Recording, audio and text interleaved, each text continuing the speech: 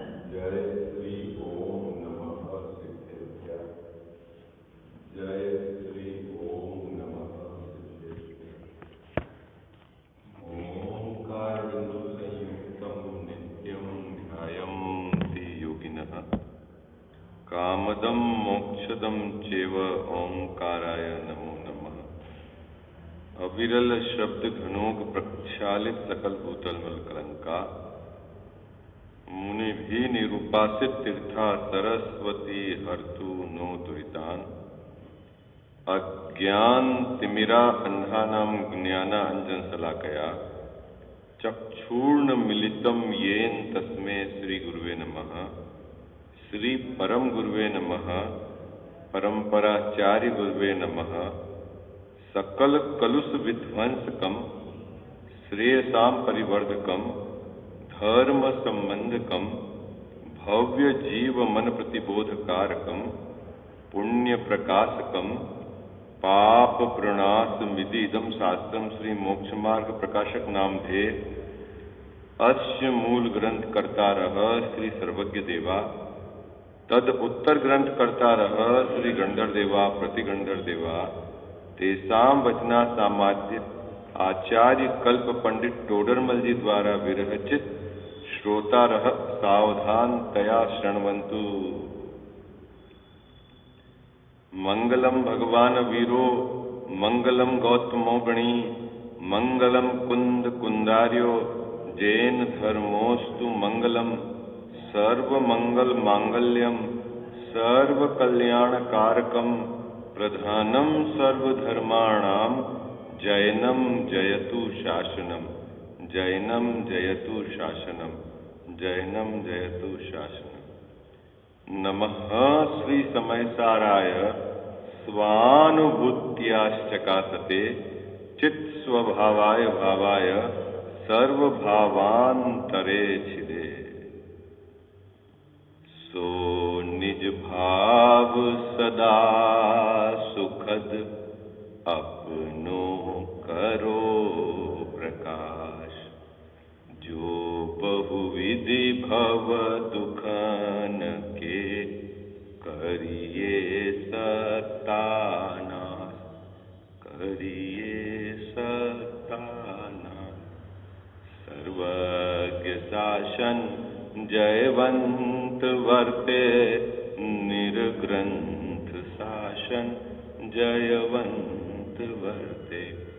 हे यही भाव अविच्छिन्न रहता है मन में सर्वज्ञ शासन जयवंत वर्ते निर्ग्रंथ शासन जयवंत वर्ते। जय बोलो देव शास्त्र गुरु की जय।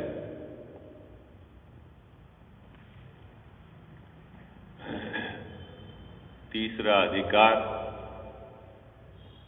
नाम कर्म के उदय से होने वाले दुख और उसकी निवृत्ति की चर्चा अपनी नियमित स्वाध्याय के क्रम में चल रही है। टोडरमल जी साहब कहते हैं सो यहाँ सुख मानना भ्रम है। क्या कहते हैं कजावत साहब? पंक्ति निकालो, पेज नंबर 67, पेज नंबर 67 है ना, तीसरी पंक्ति है। नाम कर्म के उदय से क्या कहते हैं कजावत साहब? सो यहाँ सुख मानना भ्रम है। कहाँ? नहीं, वेदनी तो चल ही नहीं रहा है, प्रकरण चल रहा है नाम कर्म का। कहाँ कहाँ सुख मानना भ्रम है? नाम कर्म के उदय से या नाम कर्म की पुण्य प्रकृतियां जिनके उदय से जो सामग्री मिलती है उसको लक्ष्य करके जीव अपनी कल्पना में क्या मानता है? सुख मानता है। सो वहां, यहां मतलब वहां, मोहजन्य अपनी कल्पना से जीव नाम कर्म की उदय के कारण मिलने वाले संयोगों को लक्ष्य करके सुख मानता है। वहां क्या करना है? पजाव साहब, क्या कह रहे हैं टोडरमल जी साहब? वहां सुख मानना भ्रम है। भ्रम है मतलब सुख नहीं है और आप सुख मानते हो। भ्रम का मतलब समझ गया? भ्रम मतलब समझ गए? है नहीं और मानते हो, उसी को तो कहते हैं भ्रम।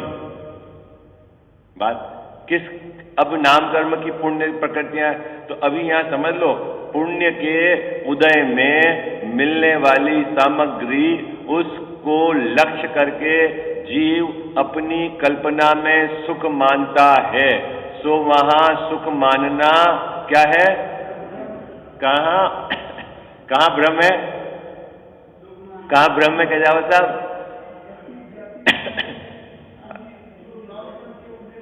पुण्य प्रकृतियां हैं, पुण्य कर्म है ना, उसके उदय में मिलने वाली सामग्री, उसको लक्ष्य करके यह जीव अपनी कल्पना में सुख मानता है। हो, ये बात बराबर समझना, क्योंकि सामग्री सुख दुख का कारण नहीं है। क्या बात पकड़ में आई चंदू भाई? सामग्री, बाह्य सामग्री, शरीर की बाह्य अवस्था सुख दुख का कारण नहीं है, एक बात तो ये। लेकिन यह बाहर संयोग और शरीर की अवस्था में भेद करता है, इष्ट और अनिष्ट की, अज्ञान जन्य है, मोहजन्य। क्या करता है? इष्ट अनिष्ट की कल्पना करता है और इष्ट सामग्री का संयोग पाकर अपनी कल्पना में क्या मानता है कजावत साहब? सुख मानता है। कौन? मैं। अब यहां टोडरमल जी साहब कह रहे हैं कि वहां, कहां? जहां मैं सुख मानता हूं वहां। बात पकड़ में आई है आपको, है ना? शरीर की किसी अवस्था को लक्ष्य करके मैं सुख मानता हूं वहां क्या करना है? सुख मानना भ्रम है। भ्रम है मतलब चंदू भाई, भ्रम मतलब क्या? भ्रम किसको बोलते हैं? सुख है नहीं और सुख मानता हूं। क्या? सुख है नहीं और सुख मानता हूं, उसको कहते हैं भ्रम।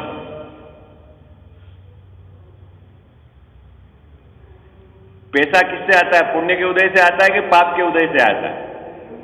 पुण्य के उदय से आता है। बहुत सुंदर। और पुण्य के उदय में सुख होता है कि दुख होता है? अरे बोला ना, कैसा वेदन करते हो आप? साता का वेदन है कि असाता का वेदन है? साता का वेदन है साता का वेदन है? अभी वो चंदू भाई क्या लगता है अपने को? सुख है। और टोडरमल जी साहब कह रहे हैं वो भ्रम है। क्या बात सच्ची है ये बताओ आप? टोडरमल जी साहब कह रहे हैं वो बात सच्ची है कि हम जो मानते हैं वो बात सच्ची है? अरे बोलो भाई, जल्दी बोलो, फटाफट आगे बढ़ना है अपने। टोडरमल जी साहब कह रहे हैं वो बात सच्ची है कि हम मानते हैं वो बात सच्ची है? हम जो मानते हैं वो बात झूठी है। तो अब क्या करना? अब क्या करना अपने को? इसका बारंबार विचार करके अपनी जो मान्यता है उसको बदलना है। यही तो है कजावत साहब पुरुषार्थ है। इष्ट और अनिष्ट कोई भी सामग्री जगत में नहीं है, पहले नंबर की बात। ठीक है? इस तरह का अगर आपका श्रद्धान में बैठ जाए मामला, तो फिर आप बताओ किसको पुण्य का उदय कहोगे और किसको पाप का उदय कहोगे? मेरा प्रश्न समझ में आया आपको? बाबूजी प्रश्न समझ में आया? अगर हमारे श्रद्धान में यह बात बैठ जाए क्या कि कोई भी जगत की सामग्री इष्ट नहीं है और अनिष्ट नहीं है, मात्र ज्ञान का ज्ञेय अहो, बोलते नहीं हो पूजा में? आप पूजा में या स्तुति में नहीं बोलते हो? इष्ट न अनिष्ट जगत में कोई, किसमें ये किसमें बोलते हैं? अपने समता सोड़सी में है ना ये पंक्ति, बड़े पंडित साहब की लिखी हुई है ना पंक्ति। क्या है बोलते हो? इष्ट अनिष्ट न जग में कोई, मात्र ज्ञान का ज्ञेय अहो, है ना? झलक गया हमारे ज्ञान में, जानने में आ गया। अच्छा बुरा कुछ नहीं है वस्तु में।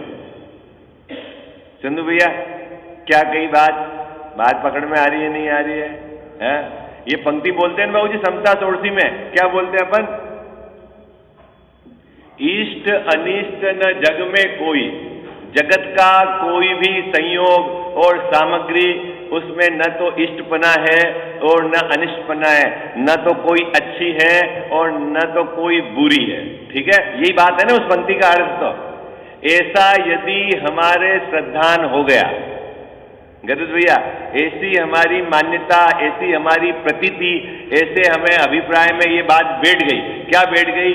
कि जगत में कोई भी इष्ट अनिष्ट नहीं है, संयोग नहीं है और शरीर की अवस्था नहीं। धन मिले तो इष्ट के अनिष्ट, न इष्ट है न अनिष्ट है ना चंदू भाई, है ना? मकान बन जाए तो इष्ट के अनिष्ट, न इष्ट है न अनिष्ट है। शरीर में रोग हो जाए तो इष्ट के अनिष्ट। अरे बोलो ना, अभी धीरे धीरे आगे बढ़ते हैं ना अपन। है क्या है? फिर से बोले आके है?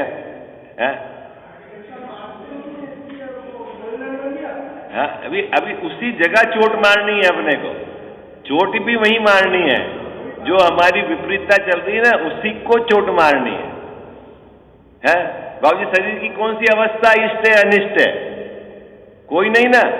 अगर ऐसा श्रद्धान हो जाए, हमारा अभिप्राय ऐसा हो जाए कि जगत की कोई भी सामग्री न तो इष्ट है और न ही अनिष्ट है, अब मेरा प्रश्न है फिर पुण्य का उदय क्या है? पुण्य का उदय किसको कहते हो आप चंदू भाई? पुण्य का उदय किसको कहते हो आप? कजावत साहब, पुण्य का उदय किसको कहते हो? इष्ट सामग्री की प्राप्ति होना, वो पुण्य। और हमारे तो ये अभिप्राय में न तो कोई इष्ट है, फिर गरीब भाई फिर है बाबूजी, रिद्धि मिल जाए, रिद्धि आपको हवा में चलने की, तो पुण्य का उदय है कि पाप का उदय है? पुण्य का उदय। और आपको वो इष्ट लगे ही नहीं, फिर है कहां से पाप का उदय? अरे पाप के उदय में तो अनिष्ट लगना चाहिए, है दुख रूप लगना चाहिए। और आपने उसको रख दिया मात्र ज्ञान का ज्ञेय हो। क्या कहा साहब, आपने रख दिया ना मात्र ज्ञान का। फिर पुण्य और पाप का उदय क्या है ये बताओ मेरे को, उसकी क्या विसार समझ गए आप? है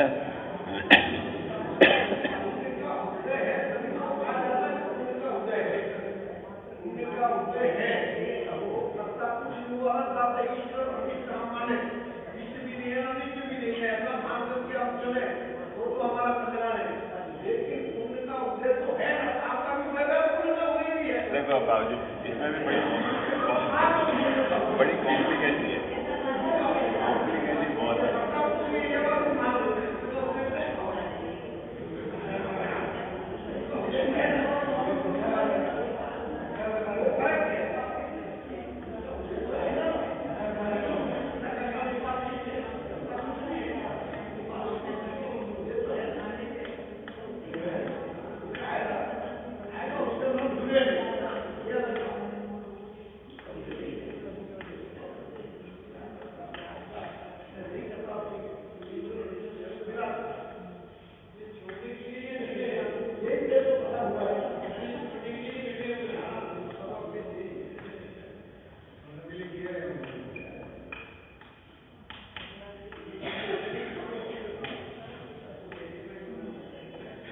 बाबूजी ये तो हूं मैं, क्या हूं? यहां हूं मैं, ठीक है। और चंदू भाई यहां मेरे को धन प्राप्त है, कौन सा उदय है? पुण्य का उदय है ना। और शरीर स्वस्थ है, क्या है? पुण्य का उदय। ओके। और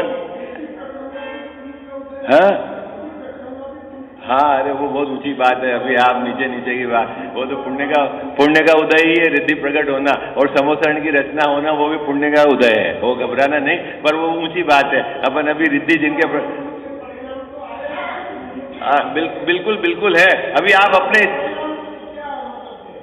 वो सब बता रहा हूं आपको, अभी अपने लेवल की बात समझो, आप अपने लेवल की बात। गरीब भैया क्या हुआ, पैसा मिलना पुण्य का उदय कि पाप का उदय? पुण्य का उदय। शरीर स्वस्थ रहना बाबूजी पुण्य का उदय कि पाप का उदय? पुण्य का उदय। और बच्चा नालायक निकल गया, कहना नहीं मानता है, पुण्य का उदय कि पाप का उदय? पाप का उदय। ये स्थितियां मेरे साथ है। कुछ संयोग तो ये इष्ट है जो मुझे अच्छे लगते हैं, और कुछ संयोग मुझे अनिष्ट है, ये अच्छे नहीं लगते हैं। ठीक है, ये मैंने इसको अच्छा माना था, इसको बुरा माना था, ये मैंने मोहजन्य मेरी कल्पना थी। किसकी कल्पना थी? मेरी कल्पना थी। किसकी? मोहजन्य। अब मैंने अभ्यास से, है ना, ये बात निर्णय करके स्वीकार कर ली, अभिप्राय में परिवर्तित हो गई। क्या परिवर्तित हो गई? न तो ये इष्ट है और न ये अनिष्ट है मैंने।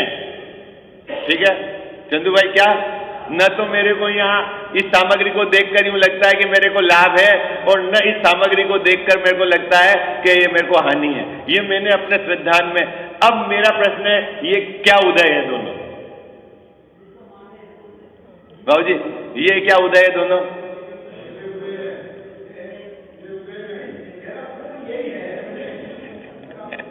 हाँ हाँ बिल्कुल समझना पड़ेगा, घबराना नहीं, समझना पड़ेगा। मैं आपको बराबर समझाऊंगा चंदू भाई, बराबर समझाऊंगा।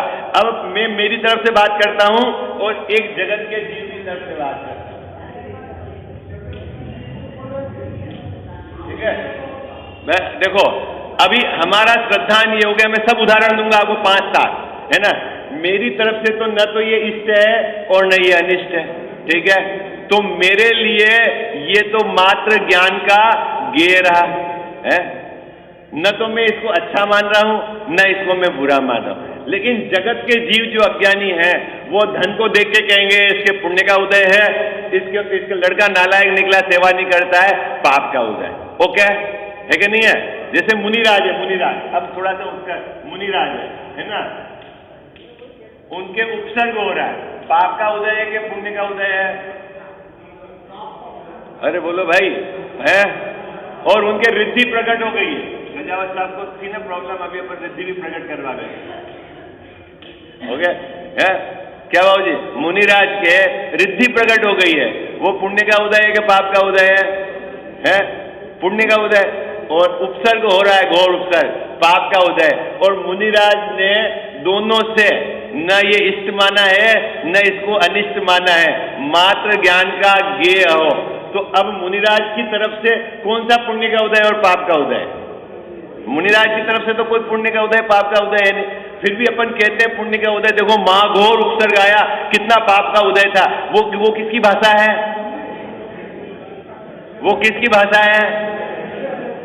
वो किसकी भाषा है बाबूजी? भाई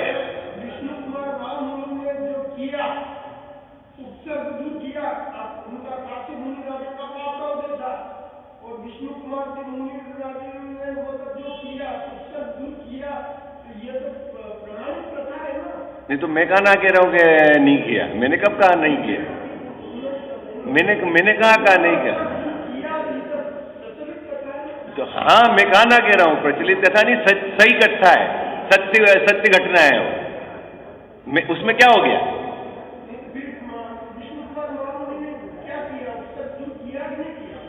नहीं आप किस एंगल से पूछना चाह रहे हो मुझसे बताओ, किस एंगल से पूछना चाह रहे हो? हैं? आपका प्रश्न ही मैं नहीं समझ पाया, आपका एंगल क्या है?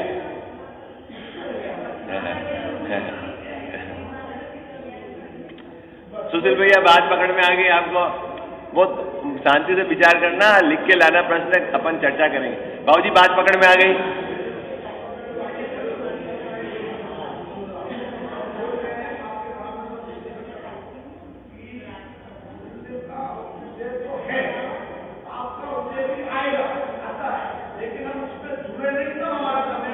नहीं वो जुड़ना नहीं जुड़ना वो पुरुषार्थ।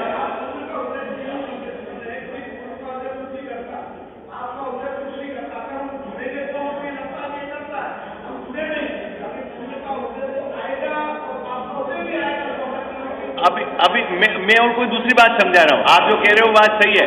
अभी आप कह रहे हो कि ये पैसे का मिलना पुण्य का उदय है कि नहीं है, ठीक है, शरीर स्वस्थ रहना पुण्य का उदय है कि नहीं है, और बच्चा नालायक निकल गया वो पाप का उदय है कि नहीं है। अब मैं न इसको अच्छा मानूं और मैं न उसको बुरा मानूं, है ना। अब पुरुषार्थ पूर्वक मैंने अंदर में ये अभिप्राय में ये बात बैठ गई है कि जगत का कोई भी संयोग इष्ट नहीं है और जगत का कोई भी संयोग अनिष्ट नहीं है। ऐसा मैंने ज्ञानाभ्यास द्वारा पुरुषार्थ पूर्वक अपने अभिप्राय में ये बात बैठ गई है। अब मेरे लिए ये क्या है, इष्ट सामग्री है मेरे लिए क्या है, ये क्या है, बोलो क्या है, मात्र ज्ञान का ज्ञेय। पुण्य उदय कहते किसको है कि इष्ट संयोगों का लक्ष्य करके यह जीव अंदर में सुख का वेदन करे, है गरीब भैया, है ना। अनिष्ट संयोगों को देखकर दुख का वेदन करे, उसको हटाने का उपाय करे, इष्ट सामग्री को रखने का उपाय करे, है ना। तो ये तो हुआ उसका वेदन। और मैंने मान लिया कि कोई सामग्री इष्ट अनिष्ट नहीं जगत में, फिर क्या रहा, फिर मेरे कौन सा उदय है, मेरे तो ज्ञान का उदय है। तो साहब फिर ये सामग्री मिली पुण्य का उदय है कि नहीं, मुनिराज को रिद्धि मिली पुण्य का उदय है कि नहीं। अरे आपकी दृष्टि में रिद्धि पुण्य का उदय है, उनका उदय की तरफ लक्ष्य ही नहीं है, उसको देखकर वो प्रसन्न ही नहीं है, वो तो अपनी त्रिकाली ध्रुव भगवान आत्मा उसको देखकर मस्त है। तो फिर उनके पुण्य का उदय है कि नहीं। हमारी भाषा में कहेंगे, इधर से क्या कहेंगे कि उनका पुण्य। अभी अपन कहते हैं 700 मुनिराज का घोर उपसर्ग हुआ, महापाप का उदय था। किसका महापाप का उदय था, मुनिराज क्या कि जगत के जीवों को समझाने के लिए। और मुनिराज के तो वो उस समय भी मस्त थे, दुखी थोड़ी हो रहे थे क्या वहां।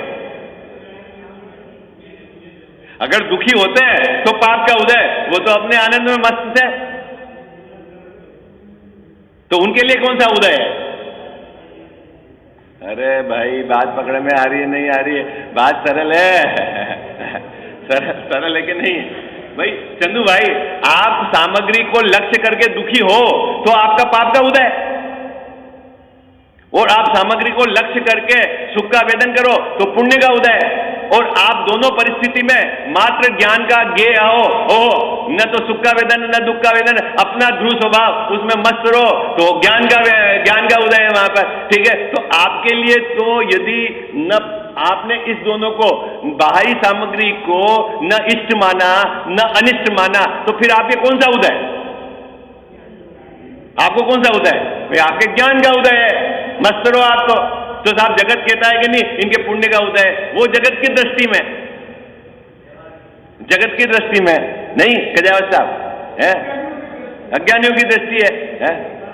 वो राजा है बाबूजी, राजा राजमहल छोड़ के दीक्षा ले लेता है, जंगल में जाके मुनि दीक्षा ले लेता। तो जगत के जीव ऐसे भी तो मिलेंगे, देखो इतनी सारी संपदा मिली तो कहां चला गया जंगल में, वहां क्या है बोलो। तो मुनिराज के पुण्य का उदय है कि पाप का उदय बाबूजी, अरे बोलो ना गजाव साहब है। अरे वो उनके तो वो तो अपने ज्ञान में मस्त है, ये जगत कहता है अरे इससे क्या है, अरे सब व्यवस्था थी छोड़ के कहां चला गया है, जंगल में कहां ठोकर खाएगा, उसको क्या खबर है कि उनको क्या चल रहा है अंदर में। आई बात समझ में। तो जिस तरफ से बात करी जाए उस तरफ से अपने को समझना है। आई बात समझ में। अब अपने को पुरुषार्थ क्या करना है गरीब भैया, अपने को पुरुषार्थ क्या करना, दो बातों का पुरुषार्थ करना है। सबसे पहले आप आज से तैयारी कर लो कि मेरे मान्यता में, मेरी अभिप्राय में, मेरे श्रद्धान में ये जो भेद पड़ा हुआ है जगत के अंदर कि ये अच्छा ये बुरा, ये अच्छा ये बुरा, ये भाई अच्छा ये बहन बुरी, ये पड़ोसी अच्छा ये बुरा, शरीर की ये अवस्था अच्छी ये बुरा, धन की ये अवस्था अच्छी ये बुरा, ये विभाजन मेरे को मिटना है।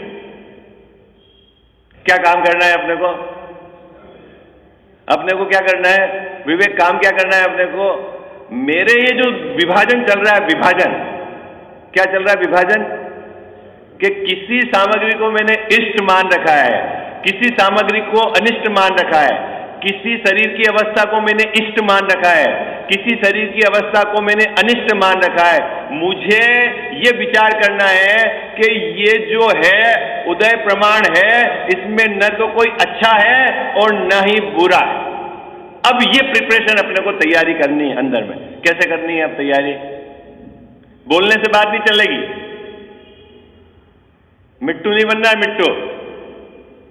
क्या चंदू भाई? हमने एक प्रश्न कहा था, एक मिथ्या अनेकांत क्या है? ढूंढा कि नहीं ढूंढा हमने? बाबूजी, अंदर में निरंतर अपने को ये अभ्यास करना है कि मेरे को जगत की कोई सामग्री, कोई अवस्था, कोई अपनी प्रशंसा करे तो अपने को अच्छा लगे, कोई अपनी निंदा करे तो अपने को बुरा लगे। ये जो अच्छे बुरे का भेद है, इसको मेरे को मेटना है? सही बात यह है। अब उसका पुरुषार्थ किस प्रकार का है? जब तक आप उसको उदयजन्य स्वीकार कर रहे हैं, पहली गड़बड़ी कि आपकी निंदा जब होती है ना, आप किसको पकड़ते हो? बाबूजी, किसको पकड़ते हो जब आपकी निंदा होती है? और मैं कहता हूं अरे ये सब मंदिर की व्यवस्था बिगाड़ रखी है, बाबूजी जब से हैं कुछ न तो करते हैं और न करने देते हैं, मैंने कहा। और बाबूजी फिर किसको पकड़ोगे आप? किसको पकड़ोगे आप? अरे बोलो, जल्दी बोलो भाई, जल्दी फटाफट विचार। किसको पकड़ोगे आप? मेरे को पकड़ोगे हैं? तो मैंने क्या करा? अरे मैंने क्या किया? अरे आपने तो कहा कि ये तो सब व्यवस्था बिगाड़ रहे हैं। अरे मैं कहने वाला कौन हूं जब तक उनके पाप का उदय नहीं हो? चंदू भाई, अरे वो बात पकड़ में आ रही नहीं आ रही? कौन हूं मैं कहने वाला है? ये बेटा नालायक निकला, इससे कारण बहुत परेशान हूं। न तो काम करता है और न ये गरीब। भैया कौन परेशान है? मैं परेशान हूं। क्यों परेशान हूं? बेटा नालायक निकला। क्यों साहब, आपके पाप का उदय का कोई रोल नहीं है? हा? क्या? तो अपन किसको पकड़ते बाबूजी? तो पहले नंबर जिसको पकड़ते हो वहां से पकड़ना छोड़ो, किसी को मत पकड़ो। हिम्मत भाई, मैं बाहर में किसी के कारण भी दुखी नहीं हूं, ठीक है? तो फिर किसके कारण दुखी हो? भाई बाहर में जैसी जो भी मिलेगी व्यवस्था, वो उदय के अनुसार मिलेगी, है ना? किसके अनुसार मिलेगी? उदय के अनुसार मिलेगी। पत्नी कैसी मिलेगी? है? आप सिलेक्ट करके लाओगे क्या बाबूजी? कैसी मिलेगी? है? बच्चे कैसे होंगे? व्यापार कैसा मिलेगा? है? ये विचार आता है अपने को? अरे फिर अपने को स्टेप बाय स्टेप बढ़ना है ना आगे, है? गरीब भैया, स्टेप बाय स्टेप बढ़ना है तो उदय का विचार करना है पहले नंबर का बात। दूसरी बात, उदय में मिलने वाली सामग्री से मुझे सुख दुख नहीं होता, ये दूसरे नंबर का बात विचार करना है। जब जब भी मैं दुखी होता हूं, मैं मेरे अज्ञान से दुखी होता हूं। सामग्री में इतनी ताकत नहीं है कि वो मेरे को दुखी सुखी कर सके। दो बातें। क्या करना है अपने को? अभ्यास। सुधीर भैया क्या अभ्यास करना है आज से अपने को? अरे भाई जल्दी बोलो, मैं प्रैक्टिकल बात बता रहा हूं आपको। अपने को ये कोई पढ़ के ना रट के सुनाना टेप रिकॉर्ड जैसा है, तोता जैसा नहीं, अंतरंग में ऐसा चलाना है धारा प्रवाह। क्या? जब भी बाहर में कोई भी विपरीतता हो और मैं किसी को लक्ष्य करके कि इसके कारण ऐसा हुआ है, तब तुरंत अपने को समझाना उसका कोई दोष नहीं है। अगर मेरा उदय ही विपरीत है तो ऐसा ही होगा। ये स्वीकार करो जो आप अभी कह रहे हैं कि ये स्वीकार करके और तो कैसे स्वीकार हो बाबूजी? पुरुषार्थ करना पड़ेगा ना अपने को। हाँ हाँ, और ये अंदर में विचार करोगे तब तो आप बात उदय का पकड़ोगे, नहीं तो उसी को पकड़ोगे। इसने ऐसा कर दिया, इसने ऐसा कर दिया, इसने ऐसा कर दिया, ये नालायक है, इसको हटा दो, इसको पास में रख दो, इसको कुछ मत दो, इसको दे दो। अरे क्या चक्कर है? कौन पकड़ता है भाई गलत रास्ता? है? कौन पकड़ता है? जल्दी बोलो भाई, कौन पकड़ रहा है गलत रास्ता? चंदू भाई है? 24 घंटे धारा प्रवाह चलेगा ना, तब जाके काम होगा बाबूजी। सिर्फ ये पौन घंटे का आधा पौन घंटा अपना जो चल रहा है इससे नहीं होगा। ये निरंतर अपने को धारा प्रवाह विचार करना है कि जगत का कोई भी जीव मेरा बुरा करने में समर्थ नहीं है। मेरा अगर उदय विपरीत है तो कोई सहयोग करने में भी समर्थ नहीं है। आई बात समझ में? ऋषभ जी भाई साहब, बात सच्ची है कि नहीं? 100% सही है ना? मैं अपने को विचार क्यों नहीं आता? और अगर अपने को विचार आवे तो फिर अपने को गुस्सा आवेगा, इसने ये बिगाड़ दिया, इसने ये कर दिया, ये नालायक है, ये सुबह उठता नहीं है। चंदू भाई कौन है? अपन किसको पकड़ रहे हैं? अपन परद्रव्य का परिणमन अपने अनुसार हो, ऐसा तो हमारे में धारा प्रवाह चलता है, और नहीं होता है तो अब हम खेदखीन होते हैं। ठीक है ना? तो अब अपने को क्या करना है? विचार करना है बाबूजी। विचार कब विचार करना है? निरंतर। तो क्या होगा कि जब ऐसी परिस्थितियां बनेगी तब थोड़ा सा आपको विचार चलेगा तो ढिलासपन आएगा। एक बार हो सकता है कि अभी कमजोर भूमिका में उस पर आप नाराज भी हो जाओ, तुरंत विचार करोगे तो फिर वापस बैक टू पवेलियन, वापस अपने। ठीक है। दूसरे नंबर का क्या विचार करना है कि सामग्री कैसी भी क्यों ना हो, वो मुझे सुखी दुखी नहीं कर सकती। जब तक मैं अगर दुखी नहीं होना चाहूं तो कोई बाहर की सामग्री मुझे दुख। ये जो ताकत है मुनिराज की, ये जो ताकत है ज्ञानियों की, वह ताकत है, उसको कहते हैं कि हर परिस्थिति में वह समता रस का पान करते हैं। अपने को स्वयं, हमको भी ये ताकत डेवलप करनी है बाबूजी। मेरे में है, इस प्रकार का मैं डेवलप कर सकता हूं, ऐसा नहीं कि नहीं हो सकता है। गरीब भैया, मेरे में योग्यता पड़ी हुई है, मैं इस तरह का काम कर सकता हूं, लेकिन मैंने इस तरह का अभी तक का पुरुषार्थ नहीं किया है। कैसी भी परिस्थिति क्यों नहीं हो, है ठीक है, मैं यदि दुखी नहीं होना चाहूं तो सब मिल जाए, 3 लोग की सब सामग्री, मेरे को दुखी नहीं कर सकती। बाबू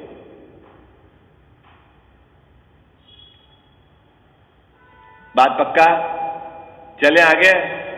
तो फिर सामग्री के आधार से सुख दुख मानते हो, वो तो भ्रम है। साहब भ्रम है कि नहीं? यही तो बात टोडरमल साहब कह रहे हैं। देखो क्या कह रहे हैं? सो यहां पेज नंबर 67, सो यहां सुख मानना भ्रम है।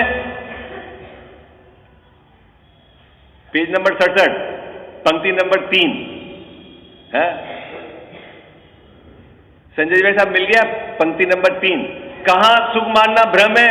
अरे पुण्य के उदय में सामग्री मिल गई, पैसा मिल गया, मकान, गाड़ी, शरीर स्वस्थ है, वहां सुख मानना, अरे जोर से बोलो, भ्रम है। कौन मानता है सुख? अज्ञानी मानता है, मैं तो नहीं मानता। अरे बोलो। तो साहब कैसे हम फिर सुखी होए? तो बोले भ्रम मेट दो। भ्रम मतलब वहां सुख नहीं है। भ्रम किसको बोलते हैं? जहां सुख नहीं है वहां सुख मानना, उसको कहते हैं भ्रम। देखो क्या क्या गजब विपरीतता चलती है हिम्मत भाई। अपन क्या मानते हैं? पैसे में सुख, ठीक है, और भगवान के सामने आगे बोलते हैं परिग्रह चिंता दुख ही मानो। ये किसको सुना रहे हैं आप? भगवान को कि अपने को? अरे बोलो, जल्दी बोलो, किसको सुना रहे बाबूजी? अरे भगवान नहीं जानते हैं, वो तो है, उनको समझाना है। गरीब भाई क्या समझाना है कि परिग्रह चिंता दुख ही मानो है, और मैं क्या मान रहा हूं परिग्रह को है? अब मुझे बताओ कि पैसा सुख है कि दुख है? हाँ बहुत सुंदर। ना तो सुख है ना दुख है जो है। तो अपने को वहां पहुंचना है बाबूजी। कहां पहुंचना है? कहां पहुंचना है? जो है सो है, उदयजन्य है और मेरे से भिन्न है। कितनी सरल बात है। बोलो जैन दर्शन कितना छोटा सा कोर्स है, करने का काम कितना छोटा है हिम्मत भाई। एक अंतर्मुहूर्त का काम है, पूरा काम। कोर्स कितना बड़ा है बाबूजी? और अपन कर नहीं पा रहे कब से है? हमने, क्योंकि अपन उस जाति का पुरुषार्थ नहीं कर रहे हैं, उस जाति का पुरुषार्थ नहीं कर रहे हैं, अंदर में गहराई से विचार करके निर्णय नहीं, ये बात तो यही सच्ची है, बात तो यही सच्ची है, ऐसा निर्णय लेके अंदर में भेद विज्ञान चले, काम हो जाए। कोई कठिन काम थोड़ी है श्रद्धांग को चेंज करना। पहले बाबूजी पैसा नहीं था और पैसा हो गया तो अपने को क्या मानते हो, गरीब मानते हो कि धनवान मानते हो? हैं भाई, पैसे वाला मानते हो क्या गरीब मानते हो? अभी क्या है, पैसे वाले ही मानते हो ना? है, पहले मकान किराए का था, अब घर का हो गया, तो ऋषभ जी भाई साहब क्या मानते हो आप? अब तो अपना खुद का मकान है, और पहले तो किराए का था। तो श्रद्धांत तो चेंज होता है कि नहीं? पहले किराए वाला मानते थे, अब घर वाला मानते हैं, तो होता है कि नहीं श्रद्धांत? कैसे चेंज होता है श्रद्धांत? श्रद्धांत कैसे चेंज हो गया है? निर्णय, यथार्थ निर्णय से, यथार्थ निर्णय से। और इसमें बहुत टाइम नहीं लगता है। चक्कर यह है कि ये वाला जो हमने इस प्रकार का विचार करके निर्णय ही नहीं लिया, बोल ही रहे हैं। चलो आगे चलते हैं। फिर क्या कह रहे हैं पंडित साहब कि तू जो दुख मिटाने का उपाय करता है और तू जो सुख की सामग्री रखने का उपाय करता है, तू है ना शरीर की अवस्था, किसी अवस्था को रखना चाहता है और कोई शरीर की अवस्था को मेटना चाहता है, और तू जो उपाय करता है वो झूठा है। मैं क्या करता हूं साहब, है कलर बिल्कुल बाल के काले रखना चाहता हूं, है होते कि नहीं बाबूजी बाल काले? अरे बोलो भाई, जल्दी बोलो। नहीं होते काले बाल? 5 रुपए में हो जाते हैं, 10 रुपए में हो जाते हैं, नहीं होते काले बाल? अरे बाल काले नहीं होते मूर्ख, कलर काला है। बाल तो जैसे है वैसे ही है, बाल कौन से काले होते हैं? चंदू भाई, बाल काले होते हैं, कलर काला है? नहीं होते बाबूजी बाल काले? गरीब भैया नहीं होते काले बाल? बोलता क्या है? काले बाल हो गए। और होता क्या असल में? भाई बाल तो सफेद ही है अंदर, ऊपर काला, वो तो अलग है, उसकी वर्ण वो अलग है, ये अलग है? मतलब तू जो उपाय करता है वो क्या है? झूठे है। और क्योंकि वो तो नाम कर्म के आधार से चलेंगे। तो साहब सच्चा उपाय बता दो। तो टोडरमल्ली साहब कह रहे हैं सीधा सच्चा उपाय है कि तू भ्रम मेट दे। क्या भ्रम मेट दे? कि शरीर की कोई अवस्था सुख रूप है और शरीर की कोई अवस्था दुख रूप है, ऐसा भ्रम मेट दे। बोलो, सरल काम है का कठिन काम है? अरे हाँ जी या ना जी? देखो, कठिन काम कब हो? कि जब वो अवस्था सुख दुख रूप हो तो कठिन हो, है ही नहीं वो तो। और जगत में ऐसे बहुत जीव मिल जाएंगे जिनके शरीर में ऐसा नहीं है। कोढ़ हो गया बाबूजी, कोढ़ है, कितने वर्ष तक कोढ़ रहा? 700 वर्ष तक कोढ़ रहा। और उनसे पूछा कोई प्रॉब्लम है क्या चंदू भाई, कोई प्रॉब्लम? बोले नो प्रॉब्लम। और अपने को?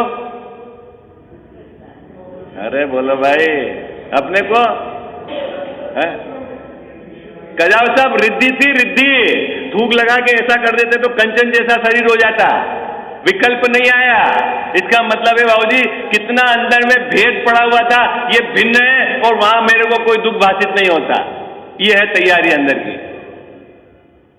ये वो सच्चा उपाय सम्यक दर्शन आदि है। ठीक है, विशेष चर्चा पर माता तू दया करके कर्मों से छुड़ा देना, इतनी सी विनय तुझसे चरणों में जगह देना।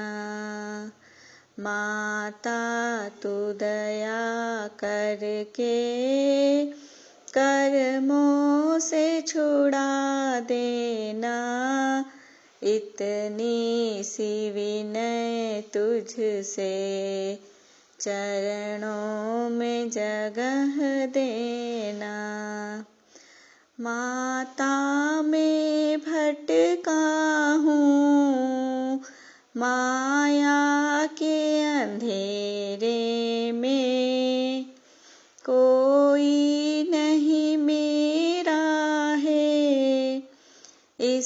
कर्म के रेले में, कोई नहीं मेरा है, तुम धीर बंधा देना।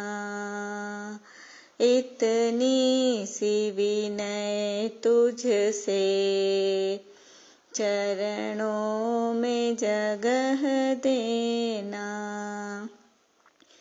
जीवन के चौराहे पर मैं सोच रहा कब से, जाऊं तो किधर जाऊं, मैं सोच रहा मन से। पथ भूल गया हूँ मैं, तुम राह बता देना। इतनी सी विनय तुझसे, चरणों में जगह देना। लाखों को उबारा है, मुझको भी उबारो तुम। मझधार में है नैया, उसको भी तिरा दो तुम। मझधार में अटका हूँ, मुझे पार लगा देना। इतनी सी विनय तुझसे, चरणों में जगह देना। माता तू दया करके, कर्मों से छुड़ा देना। इतनी सी विनय तुझसे, चरणों में जगह देना। जावाणी के ज्ञान ते सूझे लोकालोक, सोवाणी मस्तक चढ़ो सदा देत हूँ धोख।